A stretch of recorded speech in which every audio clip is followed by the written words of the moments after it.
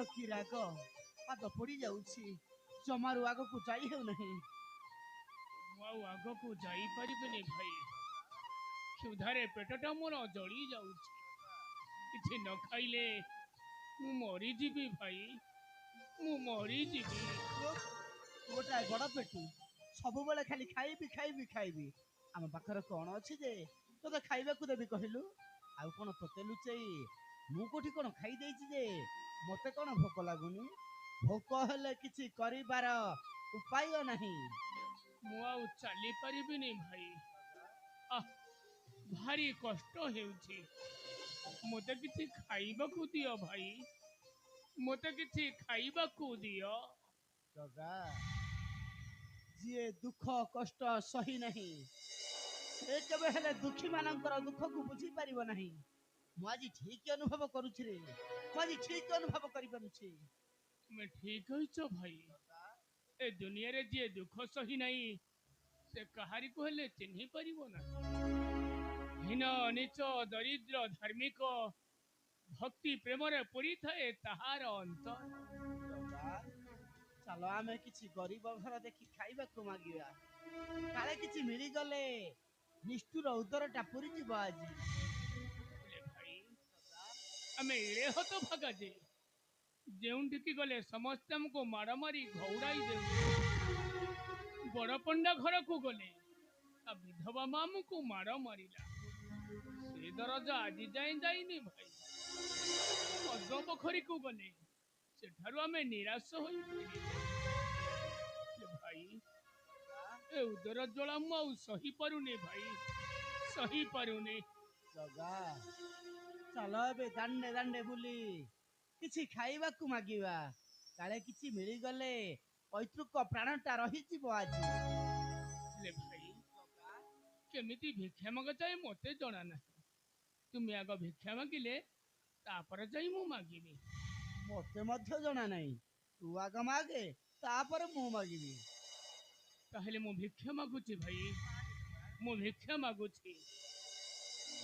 ଓମ୍ ଭୂର୍ଭୁବସ୍ସଃ ତତ୍ସବିତୁର୍ଭରେଣ୍ୟଂ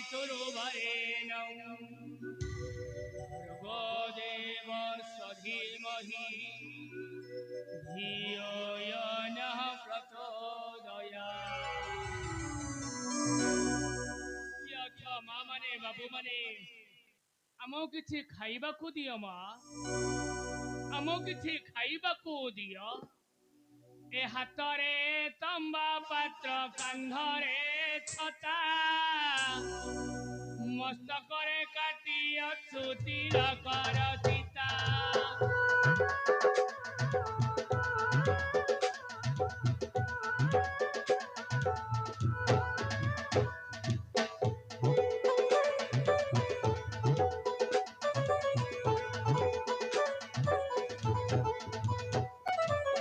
ହାତରେ ତମ୍ବା ପାତ୍ର, କାନ୍ଧରେ ଛତା, ମସ୍ତକରେ କାଟି ଅଛୁ ତିଳକର ଚିତା।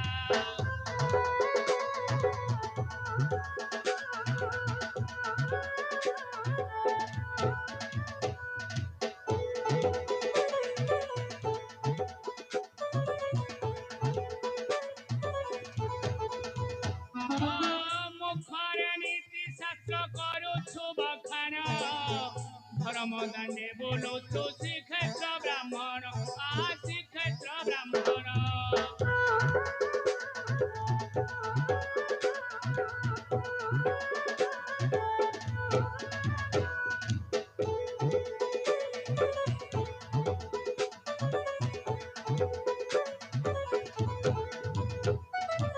ମନେ ମନେ ତୁ ମୋର ହୋ ଜଗନ୍ନାଥ ନାମ, ଆଶିଷ ଦେଉଛୁ ବୁଲି ବୁଲି ଗ୍ରାମ ଗ୍ରାମ।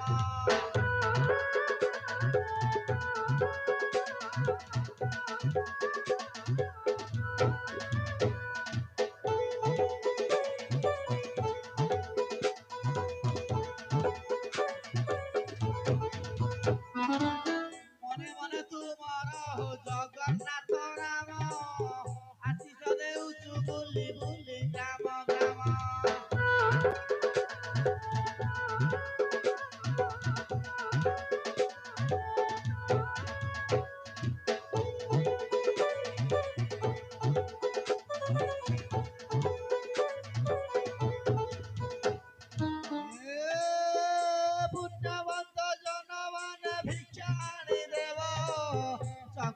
ପଣ୍ଡା ଠାରୁ ଆଶିଷ ପାଇବ ଆଶିଷ ପାଇବ।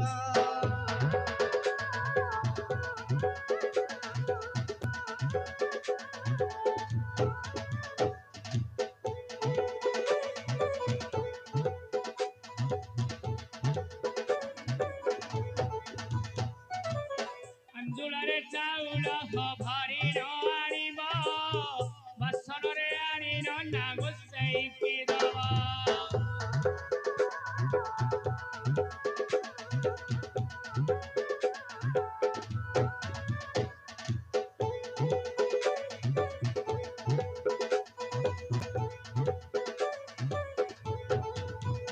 ଓ କଥା ଅଛି ଭାଇ ହେ ଦେଇଥିଲେ ପାଇ, ନଦେଲେ ବାଟ ହୁଡ଼ାରେ ଗଥର ଚରାଇ, ଆହା ଗଥର ଚରାଇ।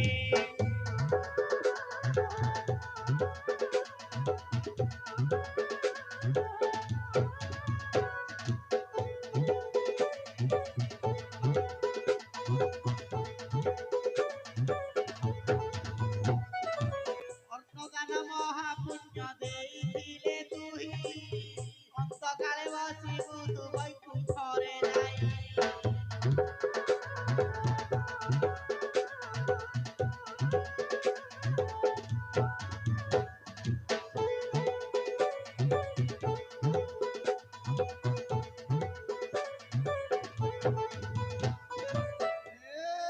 ବସ୍ତ୍ରଦାନ ଦେଇଥିଲେ ନ ଜାଣି ବାରଣ, ଐଶ୍ୱର୍ଯ୍ୟଣୀ ହୋଇ ରଖିବୁ ତୁ ଦାଣ ରଖିବୁ ତୁ ଦାଣ।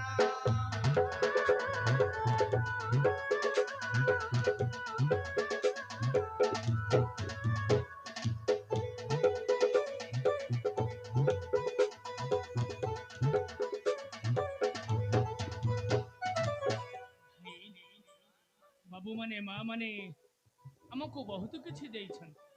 ଚାଲ ଭାଇ ଏସବୁକୁ ନେଇ ଆମେ ଭୋଜନର କିଛି କରିବା ବ୍ୟବସ୍ଥା। ଚାଲ ଭାଇ ଚାଲ।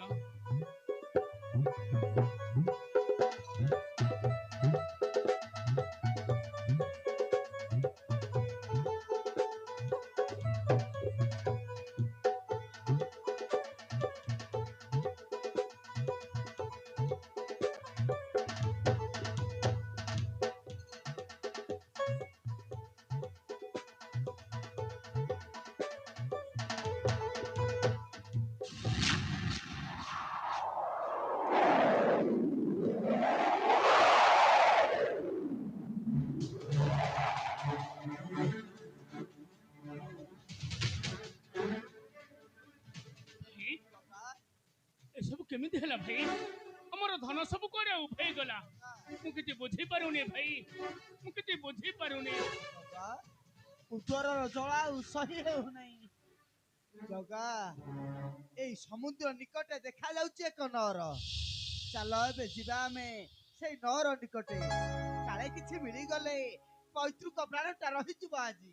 ତମେ ଠିକ କହିଛ ଭାଇ। ଏଇ ସମୁଦ୍ର କୂଳରେ ଦିଶୁଛି ଏକ ନଅର। ଚାଲ ଆମେ ସେ ନଅର ନିକଟକୁ ଯିବା, କାଳେ କିଛି ମିଳିଗଲେ ପୈତୃକ ପ୍ରାଣଟା ଆମର ରହିଯିବ। ଚାଲ ଭାଇ ଚାଲ।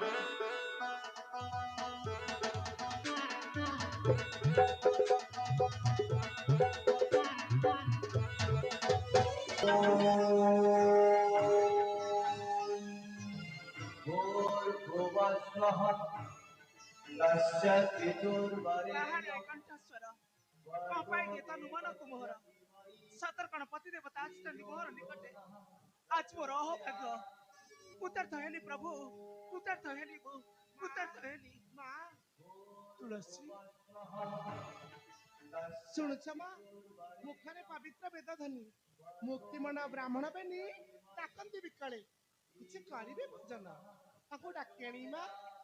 ଯାଅ ତୁଳସୀ, ତାଙ୍କୁ ଡାକି ଆଣ। ଆଜି ମନ ଭରି କରିବି ଅତିଥି ସତ୍କାର।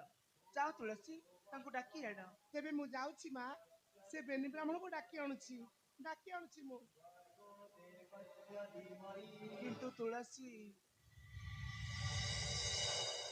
ଆଉ କିନ୍ତୁ କଣ ମା? କହିବୁ ବୁଝାଇ ଯଦି ଆସିଥାନ୍ତି ଭାଇ ଲୋ,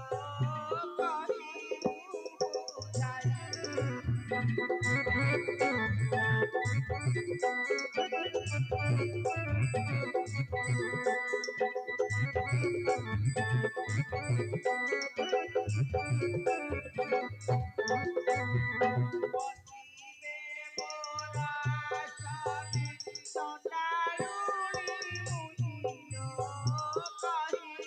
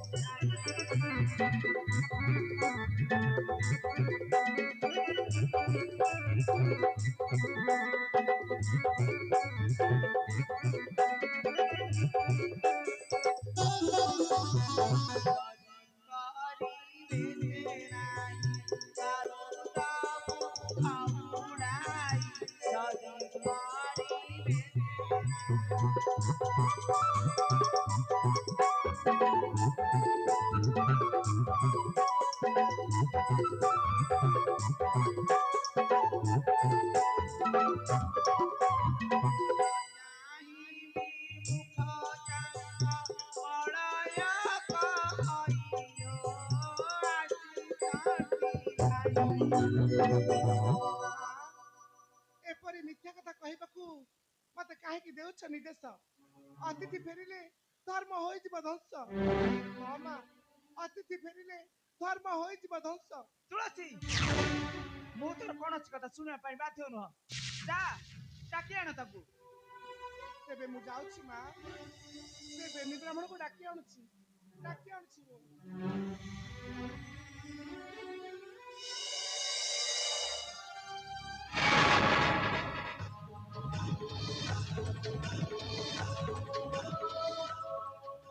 ମୁଁ ମାତ୍ର ଏଇ ସମୟକୁ କରିଥିଲି ଅପେକ୍ଷା।